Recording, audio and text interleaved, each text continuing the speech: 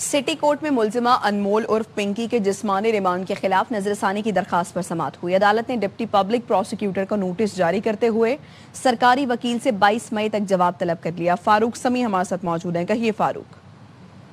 जी बिल्कुल, city court के अंदर अनमोल उर्फ पिंकी के जो वकील हैं उनकी जानिब से दरखास्त दायर की गई है और जिस पर वकील सरकार से 22 मई तक जवाब तलब किया गया है। ये मौका अपनाया गया है कि जुडिशल मजिस्ट्रेट ने एक पुराने मुकदमे में रिमांड देकर कानून की खिलाफवर्जी की। SIU को एक ऐसे मुकदमे में रिमांड दिया गया है जिसमें मुलजिमा के खिलाफ सबूत नहीं है और इस मुकदमे में मुलजिमा के बरी होने के भी इम्कान है। अदालत से इस्तदा है कि मुलजिमा के जिस्मानी रिमांड का फैसला कलअदम ठहरा दिया जाए। इस दरखास्त के ऊपर अब 22 मई तक जो है नोटिस जारी कर दिए गए हैं जिसके सरकारी तौर पर जवाब जमा कराया जाए। जी ठीक, शुक्रिया आपका। साउथ पुलिस मुलजिमा पिंकी के अहम कारिंदे समीर से दोबारा तफ्तीश करेगी। गिरफ्तार मुलजिम समीर का दोबारा रिमांड हासिल करने के लिए अदालत से रुजू किया जाएगा। पुलिस का कहना है मुलजिम समीर के नाम पर बैंक अकाउंट अनमोल उर्फ पिंकी इस्तेमाल कर रही थी। समीर के अकाउंट से चंद दिन पहले 9 लाख रुपए निकले थे। अब तक अनमोल उर्फ पिंकी के 35 ऑनलाइन राइडर्स की तफसीलात मिल गई हैं। 10 राइडर्स का ताल्लुक पंजाब से है। मुनशियात की सप्लाई में मुलव्वस 25 राइडर्स में से 17 गिरफ्तार हो चुके हैं। कोकेन डीलर अनमोल उर्फ पिंकी को पेशी पर प्रोटोकॉल देने वाले SSP सैयद अली हसन को मुअत्तल कर दिया गया। अनमोल पिंकी से राबतों के इल्जाम में CTD के 2 एहलकारों को हिरासत में लिया गया। पिंकी को पेशी पर प्रोटोकॉल देने का मामला सबसे पहले AY न्यूज़ ने उठाया था। कराची रेंज में इंक्वायरियों का सामना करने वाले अफसरान के खिलाफ इंतजामी कार्रवाई। कराची पुलिस के 11 SHOs को डीनोटिफाई कर दिया गया। तहकीकात मुकम्मल होने तक 7 पुलिस अफसरान को SHOs के पोल से हटाने का हुक्म। आर्टिलरी मैदान, बिलाल कॉलोनी, नॉर्थ नाज़माबाद और डिफेंस के SHOs को ओहदों से हटा दिया गया। साइटे, गार्डन, गुलशन मेमार और गडाब थाने के अफसरान भी ओहदों से हटाए जाने वालों में शामिल हैं। खवातीन थाने की SHO समेत 11 अफसरान को डीनोटिफाई किया गया है। गैर समाजी सरगर्मियों में मुलव्वस और असरो रसूख वाले पुलिस एहलकारों के खिलाफ एक्शन।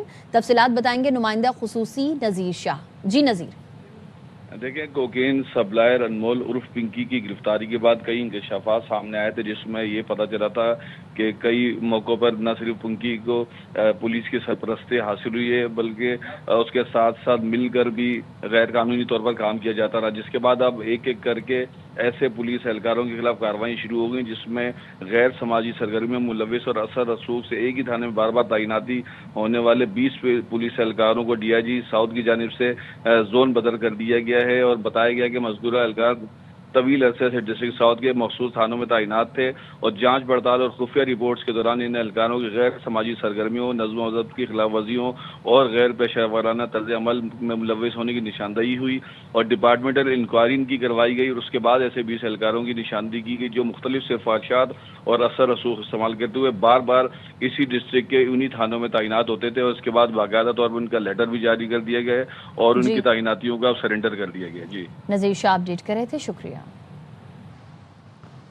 साबिक वज़ीर आज़म और पीपल्स पार्टी के रहनुमा राजा परवेज अशरफ कहते हैं मुनशियात केस में गिरफ्तार खातून पिंकी के हवाले से बात आई है कि उसने मेरा नाम लिया। खातून के वकील ने बाद में खुद वजाहत कर दी थी। Deputy bureau chief Islamabad Azhar Farooq इस मुतालिक अपडेट करेंगे। कहिए अजहर।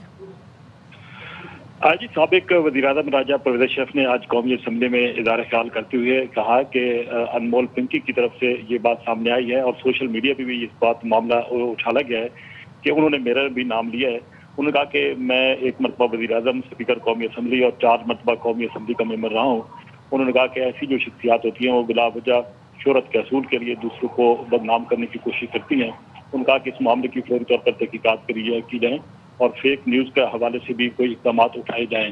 उन्होंने स्पीकर कौमी असम्बली से भी मुतालबा किया कि वो इस हवाले से एक्शन लें।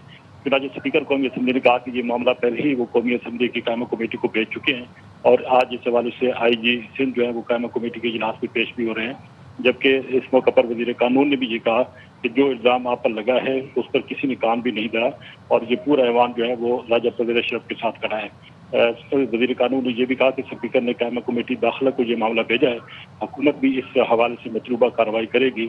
उन्होंने कहा कि हमारी पूरी कोशिश है कि इस तरह के इल्ज़ाम जो है वो सामने ना आए और बिला वजह जो किसी पर इल्ज़ाम लगाते हैं उसके खिलाफ ठोस कार्रवाई होनी चाहिए। उन्होंने कहा कि हम IG सिंध को भी कहेंगे कि मुजरिम को खामोशी से अदालत में लाया जाए और हर चीज़ को जो है वो टेलीविजन पर ना दिखाया जाए और ऐसे जो मुल्ज़िमान हैं उनके खिलाफ सख्त कार्रवाई होनी चाहिए।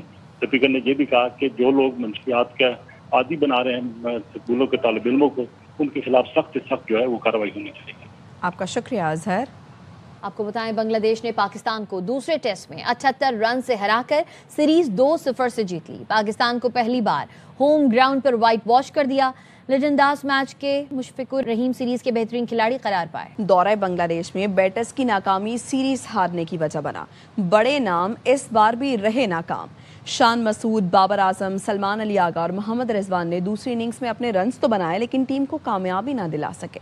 सीनियर सिविल जज गरबी ने शदीद बारिशों में औरंगी टाउन नाले में गिरकर शहरी के जाम बहक होने का जिम्मेदार टीएमसी औरंगी टाउन को करार दे दिया। अदालत ने टीएमसी औरंगी टाउन को मुतवफ़ी के अहले खाना को 1.5 करोड़ रुपए अदा करने का हुक्म दिया। अदालत ने केएमसी को वाक़े से बरी ज़िम्मा करार दिया। फारूक समी हमारे साथ मौजूद है, बताइए फारूक।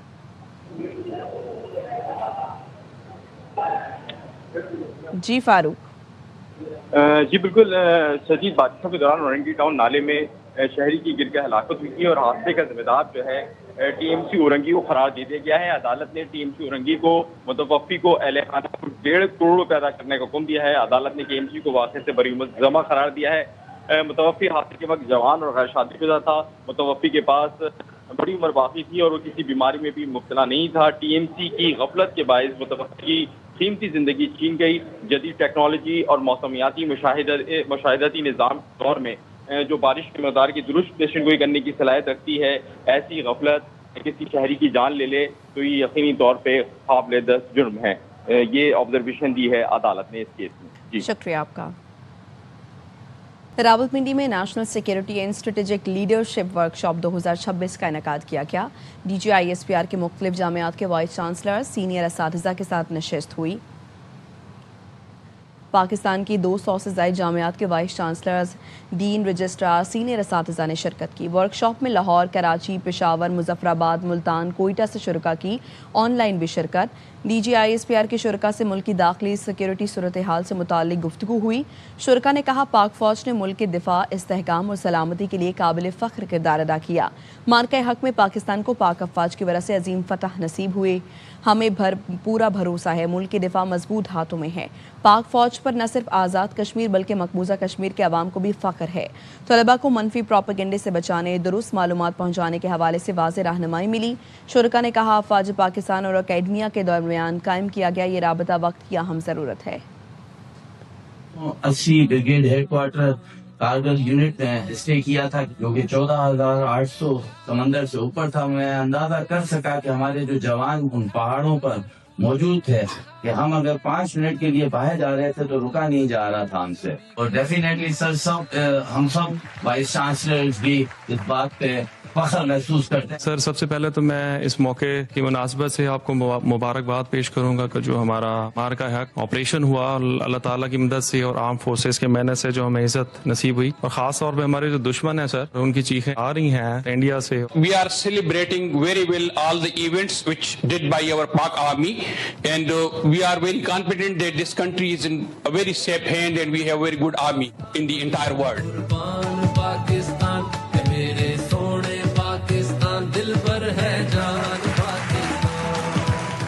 आप लोगों ने जो कश्मीरियों को पर्टिकुलरली जो कश्मीर में हमें प्राउड फील करवाया, पहले के लोगों को आपने जो इंडियन ऑक्यूपेशन है उनको प्राउड फील करवाया।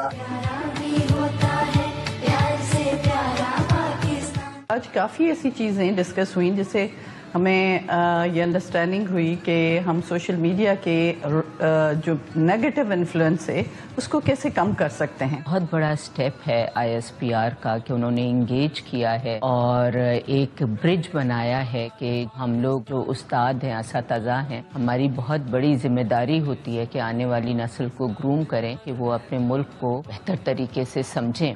जो एकेडेमिया है उसके दरमियान और जो हमारे बाकी जो सिक्योरिटी के इदारे हैं ان کے درمیان ایک اچھی ایک ورکنگ ریلیشن اور انٹریکشن قائم ہوگی. I would especially like to talk about the informal nature of the session because the speakers were very open about what they wanted to say and they were very open to receive all kinds of questions. Pakistan is a country that has a huge youth population and this youth needs to understand the point of view of the security, the government. This kind of sessions would have a long-term impact at the national level. This is a very important aspect which has been covered by ISPR to take on board all the academic leadership of Pakistan because in the absence of any long-term directions and to achieve national goals. الحمدللہ D G صاحب کی جو آج کی گفتگو تھی بہت ہی effective, بہت ہی ریسرچ بیسڈ اور ریشنلز پہ بات کی، کلیئرٹی کے ساتھ جن فیکٹس اینڈ فگرز کو رکھا کہ اگلی جو پوری جنریشن ہے جو مور دین 60% ہماری یوتھ ہے وہ ہمارے انہی اسکولز، کالجز اور یونیورسٹی سے ہو کے وہ آگے مین اسٹریم ہو رہی ہوتی ہے. We have a lively discussion with the DG ISPR.